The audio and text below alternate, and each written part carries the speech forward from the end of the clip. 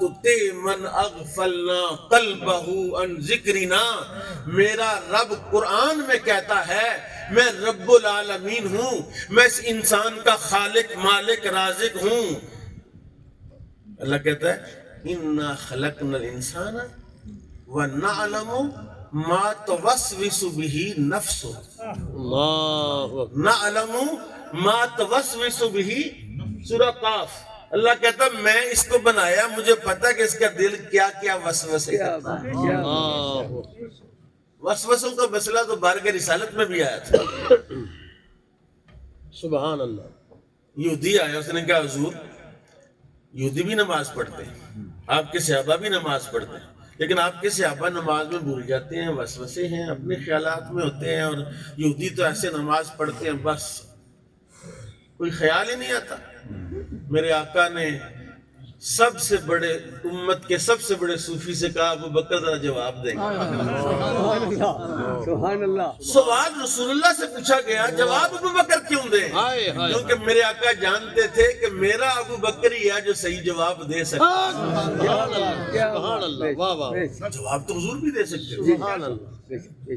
امام بخاری نے اپنی صحیح کے اندر، صحیح بخاری میں تو نہیں لیکن جو مفردات بخاری ہے اس میں ایک روایت لکھی ہے کہ بندہ رسول پاک خدمت میں آیا، اس نے کہا حضور میرے خواب آیا، میں نے دیکھا آسمان سے گھی کی بارش ہو رہی ہے، آسمان سے شہد کی بارش ہو رہی ہے، دنیا برتن لے کے نہ شہد بھی اکٹھا کر رہی ہے، گھی بھی اکٹھا کر رہی ہے، رش لگا ہوا ہے، اور پھر میں نے دیکھا آسمان سے ایک رسی آتی ہے اور آپ اس کو پکڑتے ہیں تو اوپر چڑھ جاتے ہیں، پھر ابو بکر صدیق پکڑتے ہیں اوپر چڑھ جاتے ہیں، رسی آتی ہے عمر فاروق پکڑتے ہیں تو چڑھتے ہیں، رسی ٹوٹ جاتے نیچے گرتے، پھر رسی آتی ہے پکڑتے ہیں تو چڑھ جاتے ہیں۔ حضور اس خواب کی تعبیر کیا ہے؟ شیخ عبدالعزیز دباغ نے علی بریز میں، ملا مبارک تھے نا، ملا مبارک 19 سال حدیث پڑھائی، شیخ الحدیث 19 سال، لیکن کہا ساڈے کول تے کوئی بندہ آندا نہیں تے عبدالعزیز دباغ دے ڈیرے تے رش لگ گئے۔ ہائے ہائے ایک دن غصہ کر کے نا ہائے ہائے تے قلم کاغذ لیا اور لکھے سوال، کہ میں آج بابے سے پوچھتا ہوں جا کے، بابا جو سوالاں دا جواب گیا دے، تے پھر پتہ لگا سی پڑھ سی کھپ گئے ہیں تے رش بابے کول تے نوٹ بابے کول، سانو کوئی ہیں؟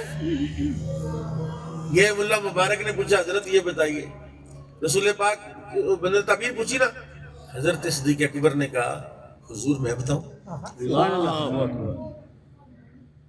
پوچھا رسول اللہ صلی اللہ علیہ وسلم سوال سے، ابو بکر نے کہا حضور میں بتاؤں؟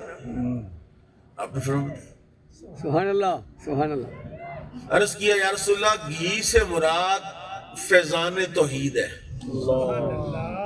اور شہد سے مراد فیضان رسالت ہے، اور مخلوق فیضان توحید سے بھی فیضیاب ہو رہی ہے اور فیضان رسالت سے بھی فیضیاب ہو رہی ہے، اور وہ جو رسی ہے جی وہ اللہ کی قضا ہے۔ اللہ تعبیر بتائی تو پوچھا یا رسول اللہ صحیح بتائیے۔ سبحان اللہ، سبحان اللہ، اللہ رکھ دے، اللہ رکھ، سبحان اللہ، بس اتنا کچھ ہی بڑا ہے۔ جی سبحان اللہ۔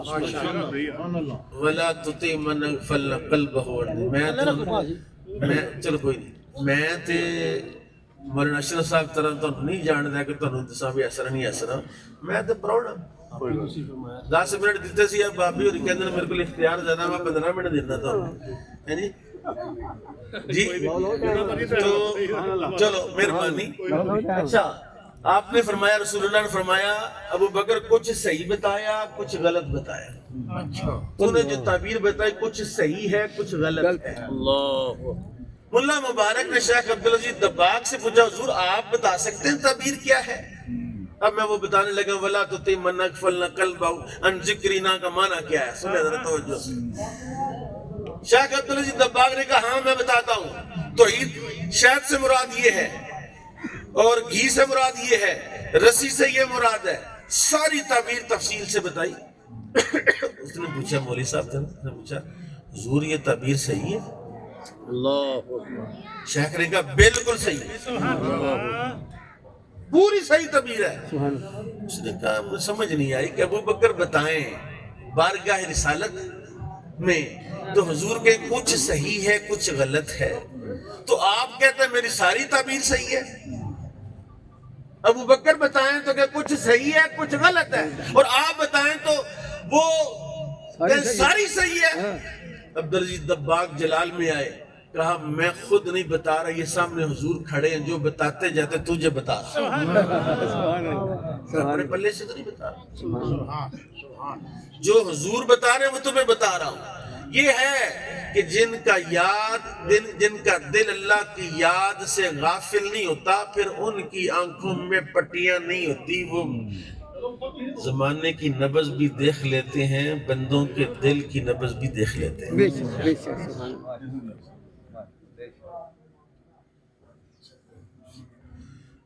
وَلَا تُطِعْ مَنْ أَغْفَلْنَا قَلْبَهُ عَنْ ذِكْرِنَا۔ یہ فساد کی جڑ ہے جب سے لوگوں نے غافلوں کو اپنا امام بنا لیا ہے،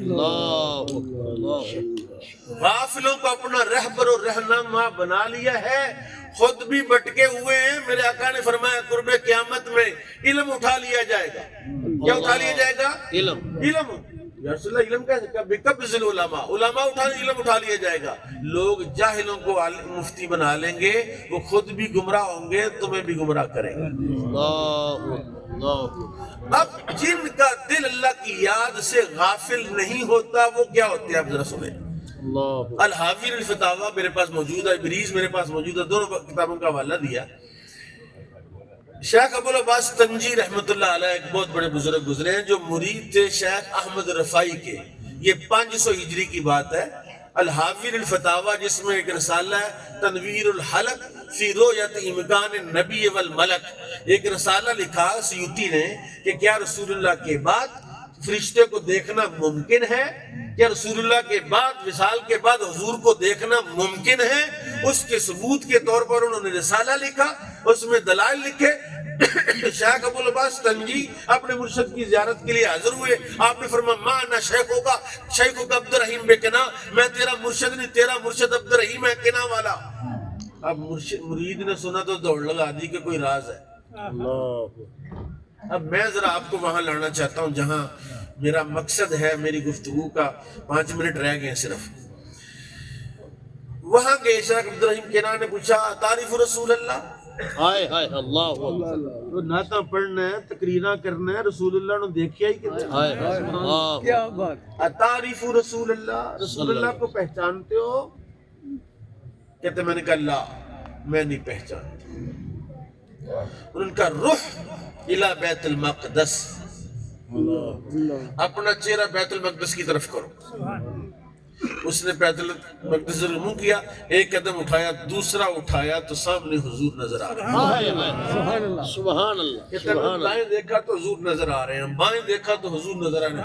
مملوءۃ من رسول اللہ، ساری کائنات نبی پاک سے بھر گئی۔ کیا بات، سبحان اللہ۔ کہتے میں واپس مڑا، شیخ نے پھر پوچھا اتعرف رسول اللہ، اتعرف رسول اللہ، رسول اللہ کو پہچانتے ہو؟ کہتے پہلے کہا تھا لا، اب کہا نعم۔ اب جو جملہ عبد الرحیم کنان کا ہے رحمت اللہ، ان کا الان کملتا طریقتک، سبحان اللہ۔ اب تیری طریقت ہو گئی ہے کامل۔ لم یکن اولیاء اولیاء اوتاد اوتادا اغیاس غوثا الا بمعرفتہ صلی اللہ علیہ وسلم، کوئی ولی اس وقت تک ولی نہیں بنتا، کوئی غوث اس وقت تک غوث نہیں بنتا، کوئی ابدال اس وقت تک ابدال نہیں بنتا جب تک میرے مصطفیٰ کو پہچان نہیں لیتی۔ کیا بات، سبحان اللہ، بے شک، بے شک، سبحان اللہ۔ اب مصطفیٰ کی پہچان کیا ہے؟ سوال تو یہ کیسے پہچانیں گے؟ کیسے پہچانیں گے؟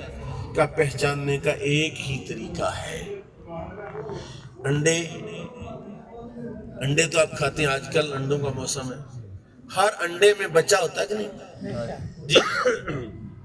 ہر گٹلی میں باغ ہوتا ہے کہ نہیں؟ ہر مہندی کے پتوں میں رنگ ہوتا ہے کہ نہیں؟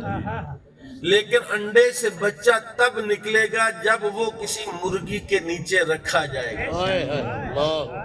بغیر مرغی کے انڈے سے بچہ نکل سکتا ہے؟ آپ کہتے ہیں ہیچری آ گئی ہے، بلب لگائیں 21 دن ہیٹ دیں تو بچہ نکلے گا، وہ بھی کنسپٹ تو مرغی والا ہی ہے نا۔